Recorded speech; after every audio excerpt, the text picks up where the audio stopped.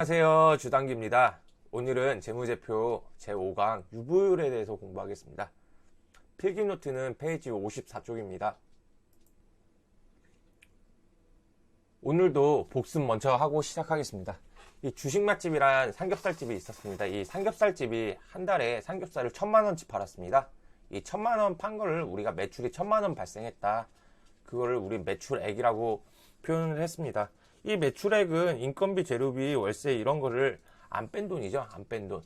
그리고 영업이익은 이 매출액에서 인건비를 뺀 돈을 영업이익이라고 했습니다. 한 번 더 정리하자면은 얘는 안 뺀 돈, 얘는 뺀 돈이라고 우리가 공부를 했어요. 근데 이 주식 맛집에 지하 1층이 남아 있어가지고 이 지하 1층을 이 사장님이 월세를 돌리기 시작했어요. 그 월세금이 한 달에 50만원씩 받는데 이 50만원을 영업이익에 더하면 총 이 사장님이 한 달에 벌어들이는 수익이 600만원 더하기 50만원 해가지고 총 650만원이죠. 이게 당기순이익이라고 했어요. 이 당기순이익은 실제로 이 주식 맛집 사장님이 취하는 최종적인 이익이라고 우리가 공부를 했습니다.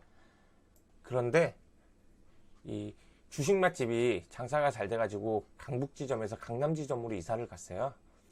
이 강남으로 이사를 가면서 은행에서 대출을 5억을 받았어요. 5억을 받아가지고 총 사장님 돈 5억 해가지고 총 10억을 투자를 했어요. 이때 은행에서 대출 받은 5억을 우리는 부채 비율이라 해요. 이 부채 비율이 뭐냐면은 쉽게 얘기해서 우리는 빚이라고 공부를 했습니다. 은행에서 5억을 빚을 지고 5억을 더 투자해서 10억을 투자를 했어요. 이 10억을 투자해서 1년 후에 2억의 수익이 났어요. 그러면은 20%의 수익이 난 거죠. 그 20%를 자기 자본 이익률이라고 합니다. 실제로 회사가 투자해가지고 1년 동안 얼마나 돈을 벌었는가, 그거를 퍼센트로 나타난 게 자기 자본 이익률이었어요.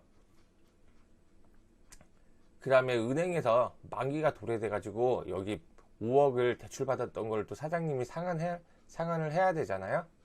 그 상환해야 될 때 이 현금 5억을 얼마나 만들 수 있냐, 그 개념이 유보율입니다. 오늘 공부할 식은 그냥 그렇구나 하고 이해만 하고 넘어가면 되지, 이런 식까지는 절대 외울 필요가 없어요. 유보율은 기업이 스스로 얼마만큼의 자금을 동원할 수 있는지를 측정한 지표예요. 좀 더 쉽게 얘기해서 기업이 현금을 얼마나 가지고 있냐, 모아둔 돈이 얼마냐, 이렇게 정의를 했거든요, 제가. 근데 좀 더 정확하게 말하자면은 이게 현금을 얼마나 만들 수 있냐, 현금 비중이라고 했는데 현금을 얼마나 만들 수 있는지,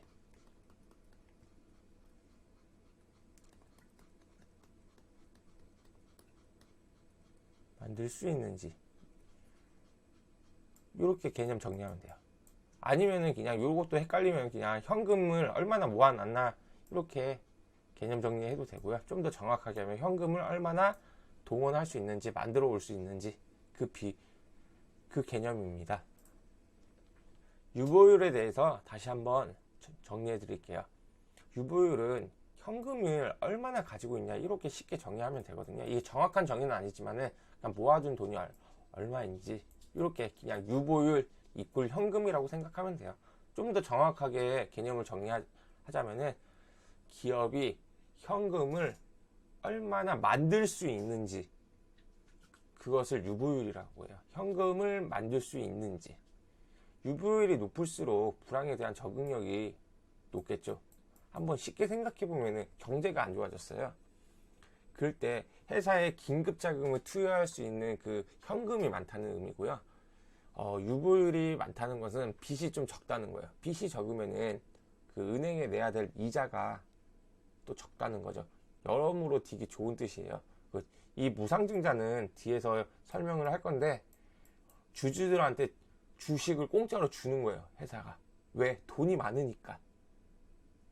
되게 쉽죠? 그렇게 쉽게 일단 이 무상증자는 뒤에서 다시 설명할 건데, 그렇게 쉽게 생각하고 넘어가요. 증자를 하는데, 주식을 발행을 하는데 공짜로 주주들한테 주는 거예요. 왜? 돈이 높으니까. 그리고 우리가 조금 눈여겨볼 게 자본잉여금보다는 이익잉여금이 계속 지속적으로 증가하는 기업이 좋다는 게 이게 조금 포인트예요. 이 재무제표나 사업보고서를 볼 때는 이 자본잉여금보다는 이 이익잉여금이 더 증가하는 것을 좀 더 눈여겨서 봐주시면 좋겠습니다. 하지만 우리 코스닥에 있는 그런 성장주나 가치주들은 이 유보율이 낮아요. 왜냐하면 그 미래의 주식은 미래의 꿈을 먹고 사는 기업들이잖아요. 그래서 삼성전자나 이런 현대건설이나 이런 큰 기업들 빼고는 유보율이 낮기 때문에 그 유보율이 낮다고 해가지고 모두 안 좋은 회사는 아닙니다. 예. 오늘 강의 여기서 마치겠습니다. 감사합니다.